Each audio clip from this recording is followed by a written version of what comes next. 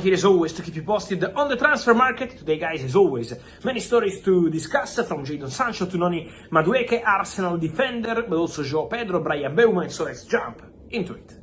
As always, with many updates, with many stories, important to say that a surprising, also with an important topic, and I wanted to start with Jadon Sancho, because the intention of Manchester United remains very clear. Part ways with Jadon Sancho. The story between Jadon Sancho and Man United is considered over, not today, not yesterday, but already weeks ago, when Chelsea decided not to activate the option to sign Jadon Sancho on a permanent transfer from Manchester United. The idea of Man United has always been very clear. Find a solution for Sancho. Try to find the permanent transfer solution for the player. At the moment, still not finding the correct solution, so Man United are taking their time.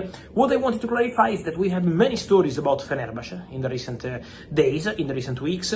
Fenerbahce in negotiations for Jadon Sancho, Fenerbahce in advanced talks for Jadon Sancho. My understanding is that between Fenerbahce and Sancho, the situation is currently very quiet. It's not advanced, it's not concrete, it's not progressing. At the moment, the situation is very, very quiet. The expectation is for Manchester United to wait for someone who can really or sign Jadon Sancho on a permanent transfer, or pay the whole salary of Jadon Sancho. At the moment, calls from Napoli 2 weeks ago, then Juventus from Italy again, Fenerbahce had this story in the media, but at the moment no one wants to cover the full salary of Jadon Sancho, so the salary is the topic. And was also the topic for Chelsea. It was also the reason why Chelsea decided not to proceed with the Jadon Sancho story, because they didn't want to break their structure with salaries with the one of Jadon Sancho. So let's see what's going to happen there, but tonight I can still confirm interest from Italy, the calls from Juventus, the calls from Napoli 2 weeks ago, but now what's important to say on Sancho is that Fenerbahce doesn't look like a concrete destination for the player, because the situation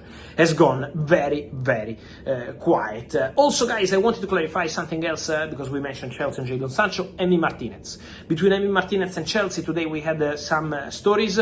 There is nothing, guys. Respect for the player who made history for his national team, who did fantastic for Aston Villa, but Chelsea are not in talks with the agents of the player, with Aston Villa, so at the moment the situation of Emi Martinez is completely quiet for Chelsea, and nothing is happening there. It's also going to be important today, guys, to discuss on several other topics, and one of these topics I wanted to discuss with you is Noni Madueke, because I keep receiving many questions on the future of Noni Madueke. It's still an open story for this summer. I'm not saying that the player is available for sale, because Noni Madueke remains an important player for Chelsea, part of the rotation for Enzo Maresca, but let's see what's going to happen in terms of proposals. I can confirm just one thing, that at the moment Arsenal have not made any bid for Noni Madueke. Noni Madueke is not the only name they have on the list. For example, they also appreciate Anthony Gordon at Newcastle, so there are several candidates at Arsenal for the winger position. But I can tell you that Noni Madueke is one of the names being discussed internally at Arsenal this week by the club. So one of the names they discussed in the meetings they're having all together at Arsenal is also Noni Madueke.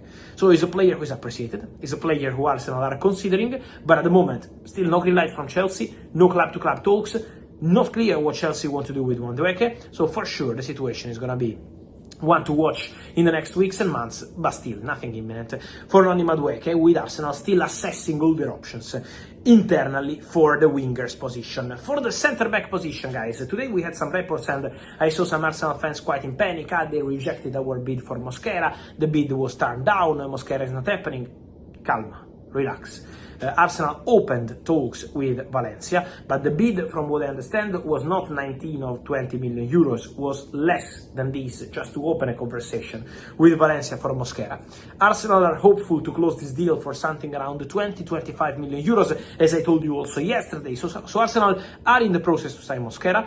Arsenal have the green light from the player, because Mosquera wants to go to Arsenal. Personal terms will be okay, so there is no problem on the player side. It's just Arsenal now working on a deal with Valencia. The opening bid was an opportunity to get in touch with the club, to start showing the interest, but was not 20 million euros or 19. From what I understand, was less than this. Now, Valencia will not accept 14, 15, 16 million euros, but Arsenal will try to find a smart solution for a player who is out of contract next summer, who is currently not signing any deal at Valencia, who is wanted by several clubs, yes, but Arsenal have arrived with a very clear project, with a very strong position, and so Arsenal remain the clear favorites for Mosquera, so relax on that one.